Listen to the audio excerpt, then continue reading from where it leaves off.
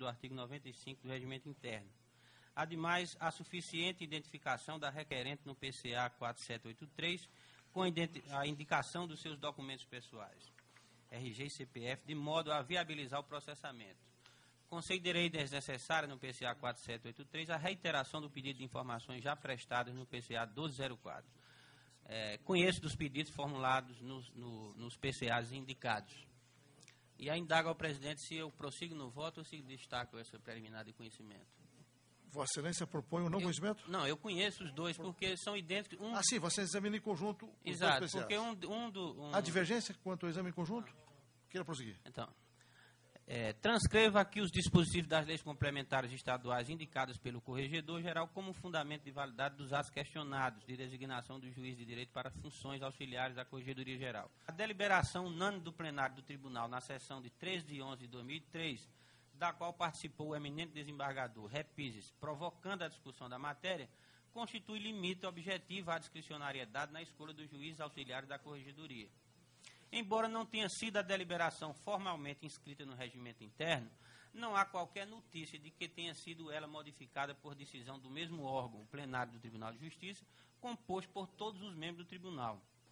A decisão do Conselho Superior da Magistratura, composto pelo presidente, vice-presidente e pelo corregedor, na sessão do dia 17 de 12 de 2007, que colocou à disposição da Corregedoria os juízes, não tem aptidão para invalidar a decisão do plenário do tribunal. Em conclusão, entendo ser inválido o ato de designação dos juízes mencionados por confrontar a deliberação unânime do Tribunal de Justiça do Espírito Santo, na sessão de 13 de 11 de 2003, que reduziu o universo dos juízes habilitados ao exercício das funções de auxiliar da Corregedoria aos integrantes da entrância especial na organização judiciária do Espírito Santo. A designação em desacordo com a orientação fixada pelo plenário para beneficiar o filho do corregedor e seu ex-assessor, viola os princípios da moralidade e da impessoalidade. A violação aos princípios da moralidade e da impessoalidade, com mais clareza, se revela na designação do magistrado Gil Tadeu Veloso Tadeu, filho do corregedor-geral, desembargador Rômulo Tadeu, para exercer as funções de juiz auxiliar da Corregedoria. Conforme consta dos fundamentos da decisão do Supremo Tribunal Federal na ADC, número 12, proposta em relação à resolução número 7 deste Conselho, a proibição do nepotismo retira seu fundamento de validade diretamente dos princípios da moralidade e da impessoalidade. Segundo explicitado no voto proferido pelo ministro César Peluso, o princípio da impessoalidade constitui limite ao exercício do poder discricionário de nomear para cargos de confiança. E não se diga que os princípios da moralidade e da impessoalidade não conteriam densidade suficiente para servirem de parâmetro ao controle de ato como que se questiona neste procedimento. Como bem assinalou o ministro Gilmar Mendes, no já referido julgamento da medida cautelar na ADC número 12, abro aspas, a vedação do nepotismo é regra constitucional que está na zona de certeza dos princípios da moralidade e da impessoalidade, fecho aspas.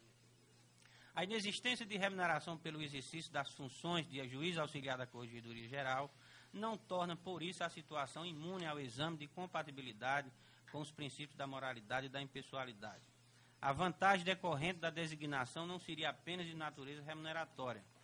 Além da importância das funções de juiz auxiliar da Corregedoria Geral e da experiência que agrega à carreira do magistrado, tal designação pode significar o deslocamento do juiz de sua comarca de primeira instância para servir na sede do tribunal, na capital do Estado.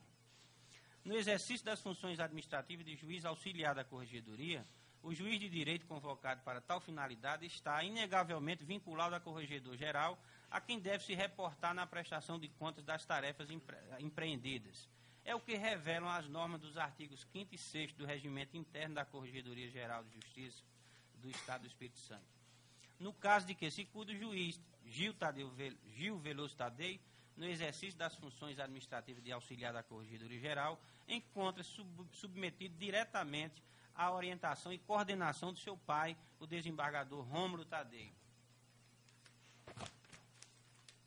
Nessa perspectiva, entendo aplicável ao caso o regramento editado por este Conselho através da resolução número 7, acerca da vedação do nepotismo. Como bem assinalou o conselheiro Paulo Lobo, no voto proferido no PCA 574, julgado em 23 de outubro de 2007, abro aspas, os princípios que alicerçam a proibição de práticas de nepotismo no Poder Judiciário, notadamente os da impessoalidade e da moralidade administrativas, alcançam qualquer situação de favorecimento em razão das relações de parentesco ou de família. E, nesse sentido, também deve ser interpretada a resolução do CNJ número 7/2005. Parece-nos importante lembrar ainda, diante da situação fática apresentada neste procedimento, a regra do artigo 136 do CPC, que impede a participação de juízes parentes entre si e integrantes do mesmo tribunal no julgamento da mesma causa.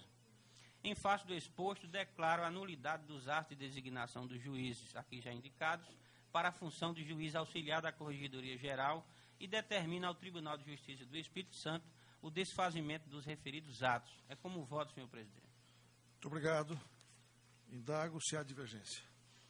Senhor presidente, apenas com relação à fundamentação, Pois não? eu peço venho ao eminente relator no que se refere ao tópico do reconhecimento do nepotismo. Eu acompanho pelo primeiro fundamento, já que é a decisão do Pleno do Tribunal de Justiça do Espírito Santo. Agora, no caso aqui, eu não...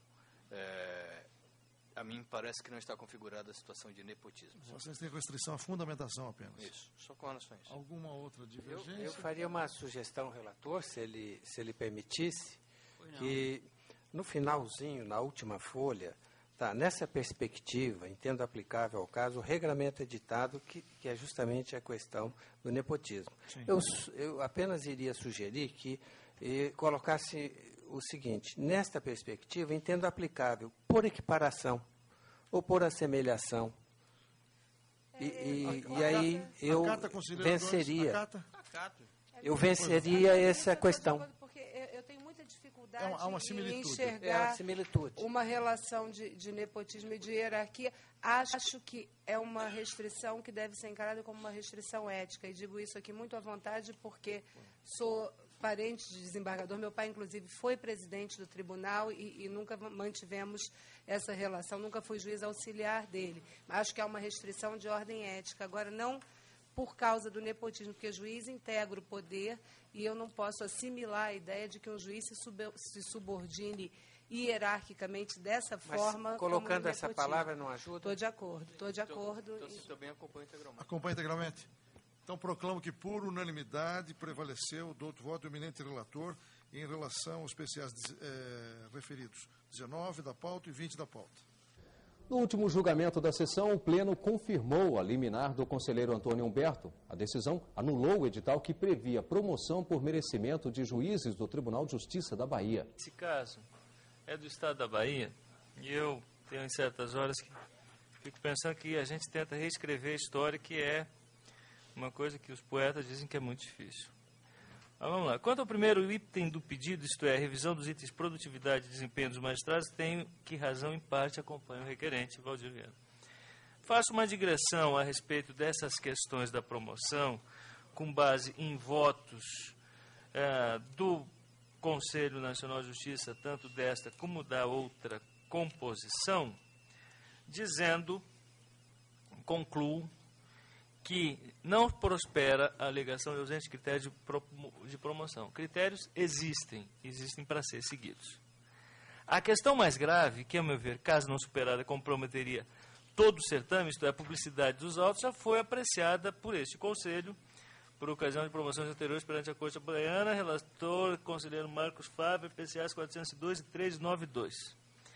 Conforme informado pelo TJ Bahia e admitido pelo requerente, houve acesso pleno aos elementos contidos nos procedimentos instaurados pela comissão avaliadora, de modo que, se eventual nulidade decorrente da falta de publicação dos dados ocorreu, tal foi suprida pela ausência de prejuízo, tanto que estamos justamente analisando as informações prestadas anteriormente, esses PCAs de relatoria do conselheiro Antônio Humberto, que, a meu ver, já eram suficientes para resolver a presente lide, tanto que o requerente já dispunha das informações na própria inicial.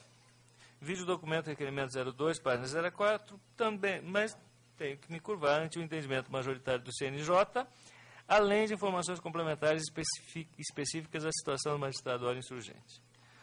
Quanto ao ponto nevrálgico da insurgência, discrepância da produtividade e desempenho, deve